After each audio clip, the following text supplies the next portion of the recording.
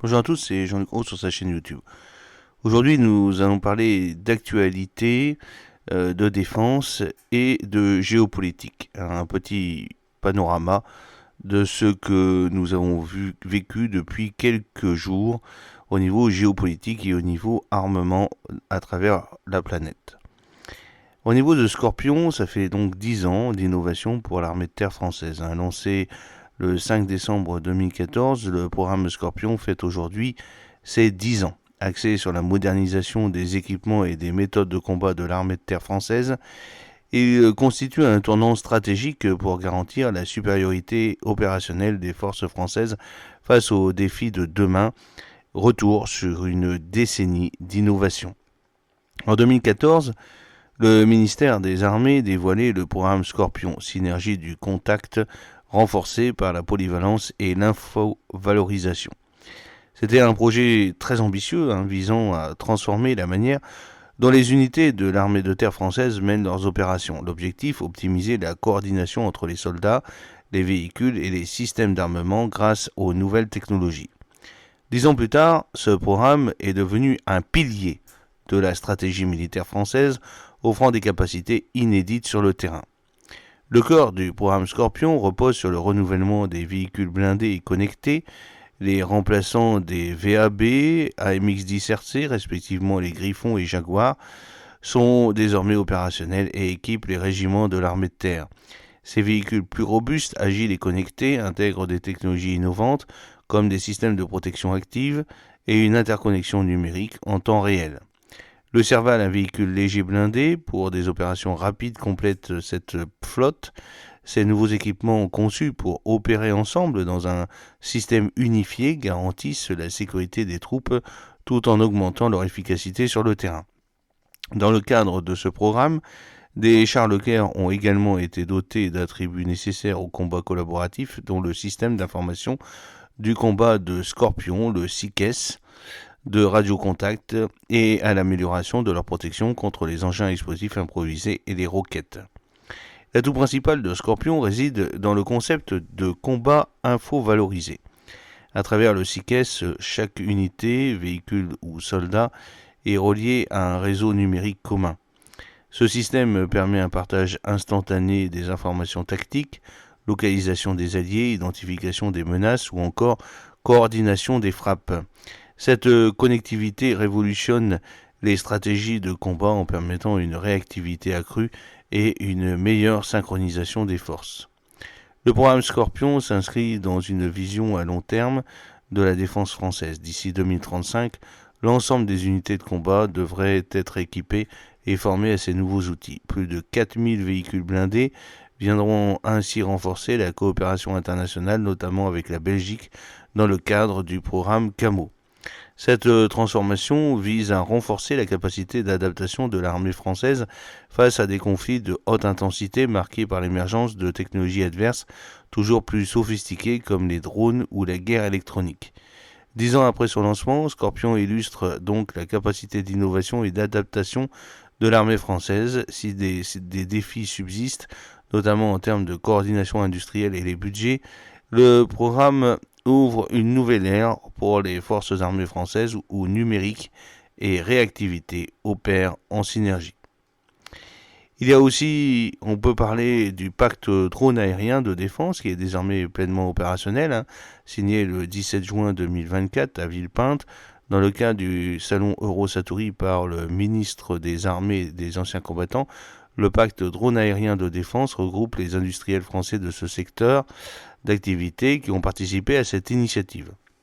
Ce pacte est destiné à fédérer les acteurs du domaine pour structurer la filière drone et apporter une réponse adaptée et souveraine aux besoins des forces armées.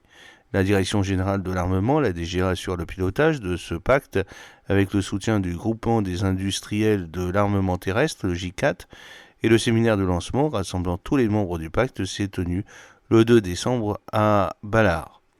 Comptant une centaine d'entreprises adhérentes, grands groupes, équipementiers, start-up, laboratoires de recherche, le pacte favorisera l'émergence d'une filière en mesure de développer et de produire des drones de contact de moins de 150 kg, le cas échéant à grande échelle.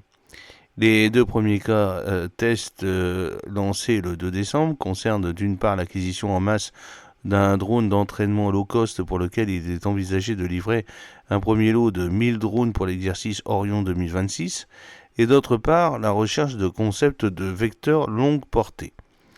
Des rencontres seront par ailleurs organisées de manière régulière, à l'instar du séminaire qui s'est tenu le 2 décembre 2024 au sein du ministère des Armées et des anciens combattants en présence de 200 acteurs de la filière à l'initiative de la DGA et du J4. Elles sont destinées à établir des passerelles et développer l'émulation au sein de la communauté des dronistes français en vue de croiser le besoin opérationnel et l'offre industrielle pour aboutir à la réalisation concrète d'équipements au profit des forces. Ce pacte constitue une première en matière d'achat d'armement. Il contribuera à adapter les stratégies d'acquisition aux spécificités de la filière drone, dualité, multiplicité et diversité des acteurs, évolution technologique. Alors l'Élysée a adressé aux Français le 5 décembre quelque chose de très important et que je pense qu'il est nécessaire de souligner. Hier, l'Assemblée nationale a voté à la majorité absolue, le 5 décembre, le rejet du budget de la sécurité sociale et ce faisant la censure du gouvernement de Michel Barnier. Aujourd'hui, le Premier ministre a remis la démission à M. Macron, donc le 5 décembre, et celle de son gouvernement, et le président en a pris acte. Il a remercié Michel Barnier pour son travail qu'il a accompli pour le pays, pour son dévouement et pour sa pugnacité. Lui, comme ses ministres, se sont montrés à la hauteur du moment quand tant d'autres ne l'ont pas été, a-t-il affirmé. Le 9 juin dernier, le président de la République s'est adressé pour annoncer la dissolution de l'Assemblée nationale. Cette décision était à ses yeux en effet inéluctable, d'abord car le vote aux élections européennes avait donné une large avance au Rassemblement national et placé les extrêmes en tête. Ensuite, car de nombreux responsables politiques annonçaient déjà la censure pour cet automne. Cependant, le président doit bien le reconnaître, cette décision n'a pas été comprise. Beaucoup lui ont reproché et il sait donc beaucoup que les autres personnes vont lui reprocher. C'est un fait et c'est sa responsabilité, a-t-il dit. Cependant, nul ne peut dire qu'en faisant cela, il ne nous a pas redonné la parole au peuple français. Je crois que cela était nécessaire, a-t-il affirmé. Vous le savez, il ne pourra pas se représenter en 2027, c'est pourquoi le seul calendrier qui lui importe, ce n'est pas celui des ambitions, c'est celui de la nation, au fond, celui qui compte pour vous et pour lui. Voilà ce qu'il a affirmé. Nous avons devant nous 30 mois jusqu'au terme du mandat que vous m'avez confié, a-t-il indiqué. 30 mois pour que le gouvernement puisse agir pour faire de la France un pays plus fort et plus juste, innover, produire, investir dans les transitions technologiques et environnementales, instruire nos enfants et nos jeunes, prévenir et soigner, protéger. Au moment où les guerres en Europe et au Moyen-Orient nous déstabilisent, continuer de préparer nos armées, mais aussi toute la société et agir pour la paix, avoir une France plus forte dans une Europe plus forte, plus indépendante et prête peut-être à de nouveaux conflits et à résister à toutes les pressions. Alors un petit agenda également prévisionnel de la Commission de la Défense des Forces Armées. Le mercredi 11 décembre à 9h30, il y a donc un examen pour avis ouvert à la presse du projet de loi autorisant la ratification du traité sur la coopération dans le domaine de la défense entre la République française et le Royaume d'Espagne. Examen ouvert à la presse et vote sur la proposition de résolution tendant à la création d'une commission d'enquête relative à la politique française d'expérimentation nucléaire, à l'ensemble des conséquences de l'installation et des opérations du Centre d'expérimentation du Pacifique en Polynésie française, à la reconnaissance et à la prise en charge, à l'indemnisation des victimes des essais nucléaires français, ainsi qu'à la reconnaissance des dommages environnementaux et à leur réparation. Au niveau de l'agenda de la Commission des Affaires étrangères, le mercredi 11 décembre à 9 heures, il y aura une table ronde à huis clos sur le jour d'après la guerre en Ukraine, avec la participation de M. Brice Rocofeuille, directeur de l'Europe continentale au ministère de l'Europe et des Affaires étrangères, de M. Justin Weiss, fondateur et directeur général du Forum de Paris sur la paix, de M. Elie Tenenbaum, directeur du Centre des études de sécurité de l'Institut français de recherche des relations internationales, l'IFRI. Le mercredi 11 décembre à 11 heures, examen ouvert à la presse et vote sur les projets de loi suivants, avec le projet de loi adopté par le Sénat autorisant l'approbation de l'avenant à la convention entre le gouvernement de la République française et le gouvernement du Grand-Duché du Luxembourg en vue d'éviter les doubles impositions et de prévenir l'évasion et la fraude fiscale en matière d'impôts sur le revenu et la fortune. C'est Madame Pascale Gau qui est rapporteure. Et puis on a le projet de loi autorisant la ratification du traité sur la coopération dans le domaine de la défense entre la République française et le Royaume d'Espagne. C'est Monsieur Nicolas Foristier qui est rapporteur. Il y a un entretien de Jean-Noël Barrot avec son homologue portugais Paulo Rangel, le 5 décembre. Jean-Noël Barrot, ministre de l'Europe et des Affaires étrangères, s'est entretenu le jeudi 5 décembre à Paris avec M. Paulo Rangel, ministre d'État et ministre des Affaires étrangères du Portugal. Les ministres ont célébré les liens d'amitié anciens qui unissent les deux nations en saluant la grande proximité des peuples et en constatant notamment la place importante accordée à l'enseignement de la langue française au Portugal. Ils sont convenus de renforcer encore notre coopération dans de nombreux domaines, y compris en matière de préservation des océans, à l'approche de la 3e conférence des Nations Unies sur l'océan, l'UNOC3, qui aura lieu à Nice en juin 2025 et dans la continuité de la précédente édition qui s'est déroulée à Lisbonne en juin 2022, UNOC2. S'entretenant quelques jours après l'entrée en fonction de la nouvelle Commission européenne, les ministres ont appelé au renforcement de notre souveraineté industrielle et technologique dans la continuité du rapport Draghi, ainsi qu'au renforcement de la défense européenne. Ils ont convergé sur l'importance de la politique commerciale permettant de mieux défendre les intérêts des Européens. Ils ont également souligné l'importance de lutter contre les ingérences étrangères qui cherchent à affaiblir nos démocraties. Les deux ministres ont échangé sur la nécessité de réformer les institutions multilatérales et en particulier d'intégrer de nouveaux membres au sein du Conseil de sécurité des Nations Unies. Enfin, ils ont souligné leur convergence de vues pour travailler au règlement du conflit israélo-palestinien. Un point de presse du porte-parole, un propos liminaire sur les situations internationales. Au niveau du gouvernement, pendant la période de gestion des affaires courantes qui s'ouvre, le ministère de l'Europe et des Affaires étrangères est pleinement à l'œuvre pour défendre les intérêts de la France à l'étranger et faire face aux crises nombreuses. Il agit sous l'autorité du ministre qui est un ministre qui agit sous le régime des affaires courantes. Pour ce qui est du Tchad, donc il y avait une question concernant le Tchad, qui voulait savoir si la France avait désormais été formellement notifiée de la dénonciation de l'accord militaire et si on avait un petit peu plus d'éléments sur cet accord, qu'est-ce qu'il recouvre, combien de temps cela va prendre concrètement, quand les militaires français pourraient quitter le Tchad. Alors il y a eu une première déclaration du porte-parole du gouvernement tchadien que vous avez dû voir et qui a été la première expression officielle du Tchad, qui a eu lieu jeudi dernier. À partir de l'expression de cette décision tchadienne, les discussions sont en cours. Elle l'était déjà auparavant dans le cadre notamment de la mission qui avait été confiée à Jean-Marie Bockel sur la revue de notre dispositif militaire en Afrique et la question de savoir comment nous pourrions réengager la coopération avec ces États.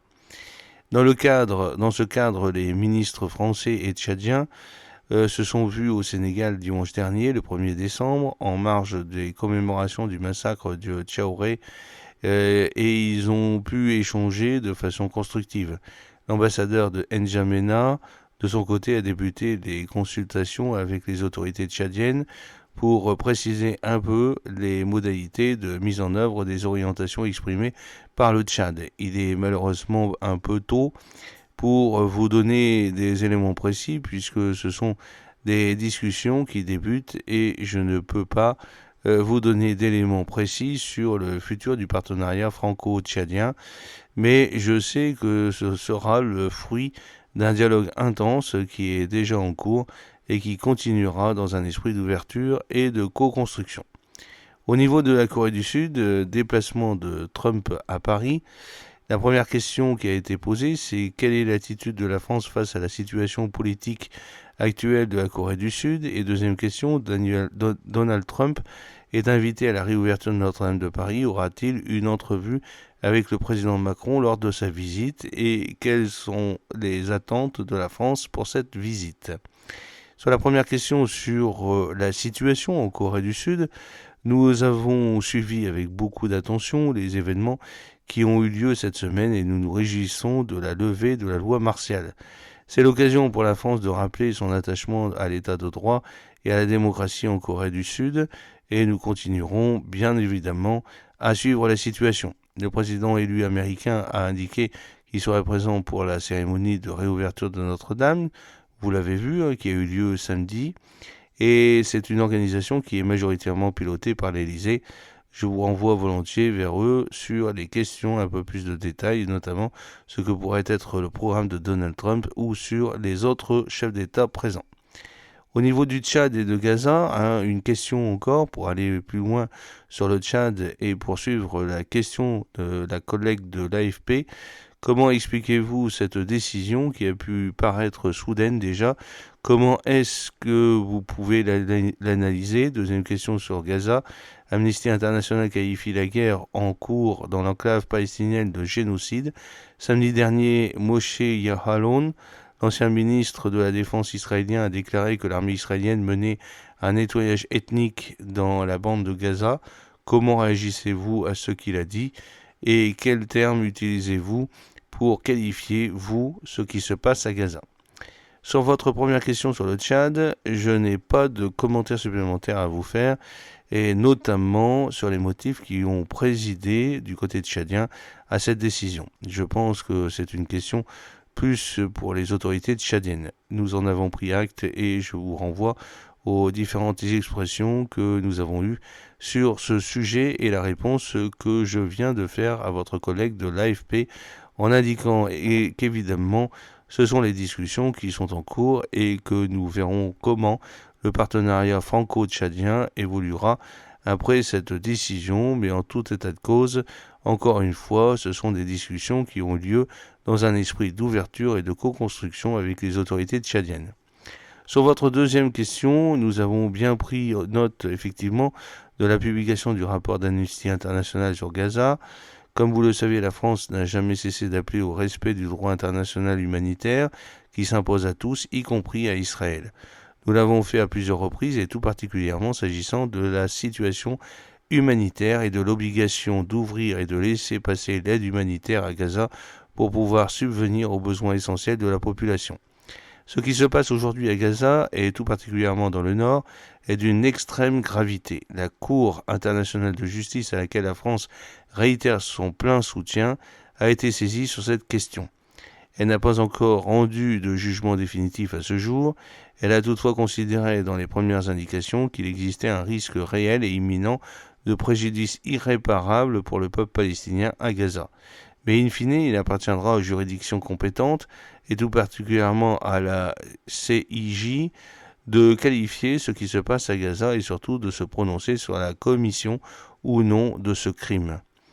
Quoi qu'il en soit, et c'est l'occasion pour moi de le redire, la France enjoint Israël de mettre en œuvre les mesures conservatoires ordonnées par la CIJ et nous demeurons pleinement mobilisés en faveur, plus généralement, d'un cessez-le-feu immédiat et durable pour mettre fin à cette crise humanitaire qui a lieu à Gaza. Donc voilà en gros ce que je peux vous dire sur la question que vous posiez sur la publication par Amnesty International d'un rapport sur Gaza.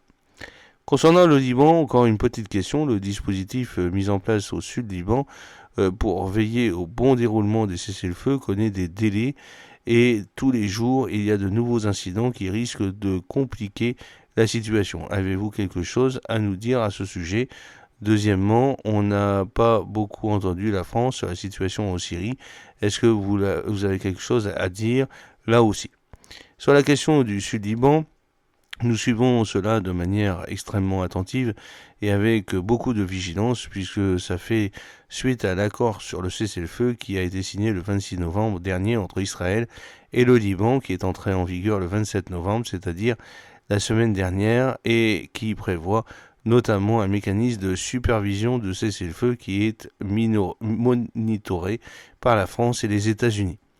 Je peux vous rappeler que cet accord est le fruit d'efforts diplomatiques entrepris depuis longtemps par la France et par les États-Unis. La représentation de la France au sein de ce mécanisme est assurée de manière concrète depuis ce jour par le général de brigade de Ponchin, qui est sur place et qui est appuyé par une dizaine de personnels militaires et civils, les civils venant du ministère de l'Europe et des Affaires étrangères. Maintenant, tout l'enjeu, c'est d'avoir un mécanisme de supervision qui est opérationnel et c'est en passe d'être le cas pour pouvoir, en lien avec les forces armées libanaises, la FINUL et les forces de défense israéliennes, assurer le suivi de la mise en œuvre du cessez-le-feu entre Israël et le Liban.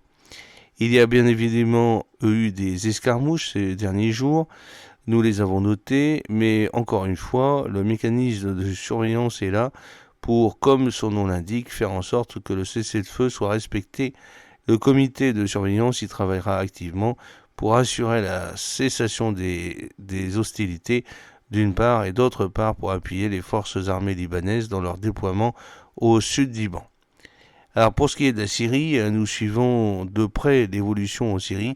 Il y a une déclaration en quad des États-Unis, de la France, de l'Allemagne et du Royaume-Uni qui a appelé l'ensemble des parties prenantes à la désescalade, mais surtout à la protection des civils, puisque c'est encore un théâtre de crise sur lequel les civils sont touchés, dans l'idée d'éviter de nouveaux déplacements de population et surtout d'éviter toute perturbation à l'accès humanitaire, puisque la dimension humanitaire va devenir et est déjà une question extrêmement prégnante. D'une manière plus générale, l'escalade actuelle qu'on constate en Syrie ne fait que souligner la nécessité urgente d'une solution politique sous l'égide syrienne au conflit, conformément à une résolution des Nations Unies, la résolution 2254 qui permettra d'obtenir la cessation des hostilités. Pour ce qui est du Liban, vous avez parlé de la représentation de la France au sein du mécanisme. Est-ce que vous pouvez nous donner un peu plus d'explications concrètes sur comment cela se passe? Est-ce que le général de brigade Ponchin, avec sa dizaine de personnels, ils sont à Beyrouth, ou ils sont dans le sud, à Nakora, où ils avaient avant le comité de surveillance aussi de la frontière, et s'il y a une constatation de violation, qu'est-ce qu'ils font s'ils envoient un rapport à qui? Dans la mécanique du comité de surveillance, beaucoup de choses sont en train d'être mises en place. Le général Ponchin est au Liban. Je ne sais pas exactement où à l'heure actuelle, mais l'idée de ce mécanisme de surveillance, c'est d'être en lien étroit avec, d'une part, les forces armées libanaises, d'autre part, les forces de défense israéliennes et la force intérimaire des Nations Unies au Liban, pour vraiment assurer concrètement la mise en œuvre du cessez-le-feu et d'avoir un dispositif opérationnel sur le terrain qui permette de suivre la situation et qui permette d'intervenir en cas de difficulté auprès des forces armées libanaises ou auprès des forces armées israéliennes. C'est un comité qui travaillera donc aussi étroitement avec le comité militaire technique du soutien au Liban pour contribuer au déploiement des forces armées libanaises dans le sud du pays. Ce sont des mécanismes qui sont en train de se mettre en place. C'est un déploiement qui s'est fait extrêmement rapidement. Il y a des choses qui vont être mises en place et sur lesquelles je pourrais revenir avec plus de détails peut-être une prochaine fois. Sur les violations qui ont été constatées, puisqu'il y a eu quelques-unes quand même depuis la signature de l'accord sur le cessez-le-feu, on a appelé d'une manière insistante l'ensemble des parties à respecter de manière scrupuleuse le cessez-le-feu. Et nous sommes mobilisés en ce sens, puisque le cessez-le-feu, comme vous le savez, est encore une fois indispensable pour restaurer la sécurité des Libanais et des Israéliens qui rentrent chez eux et de permettre un retour ordonné. C'est un mécanisme qui est solide et robuste, qui s'appuie sur une équipe française et une équipe américaine qui se met en place et qui sera au travail très rapidement. Je pense que j'aurai plus de détails sur les questions concrètes que vous posez ultérieurement. Au niveau de la Géorgie, est-ce que la France soutient les sanctions européennes contre les dirigeants géorgiens?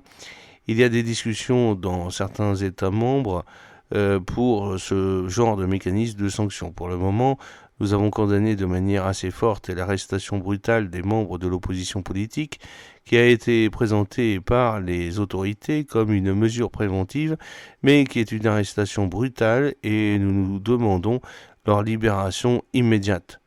Nous déplorons aussi les opérations de police dans les bureaux des partis d'opposition et dans les organisations de la société civile, ainsi que, comme l'a souligné aussi l'ONU, l'usage disproportionné de la force contre les manifestations pacifiques, ainsi que le ciblage des journalistes. D'une manière générale, les droits fondamentaux, et notamment la liberté de réunion pacifique et la liberté d'expression, doivent être respectés et protégés conformément aux termes de la Constitution géorgienne et aux engagements internationaux du pays, et nous exhortons donc les autorités géorgiennes à désamorcer les tensions et à initier un dialogue inclusif avec toutes les forces politiques et les représentants de la société civile. Plus spécifiquement sur votre question s'agissant des sanctions, encore une fois, ce sont des discussions qui sont en cours dans certains pays européens. Mais la France n'a pas de position, elle n'est pas pour ou contre. Pour le moment, nous en sommes à appeler les autorités à respecter les libertés fondamentales des manifestants ainsi que les journalistes, à ne pas faire un usage disproportionné de la force contre ces manifestants. Voilà, j'espère que cette petite vidéo d'actualité vous a plu. N'oubliez pas de cliquer sur le pouce pour la promouvoir, de vous abonner si ce n'est pas encore fait, de partager cette vidéo sur vos réseaux sociaux. A très bientôt, fidèlement, Jean-Luc O.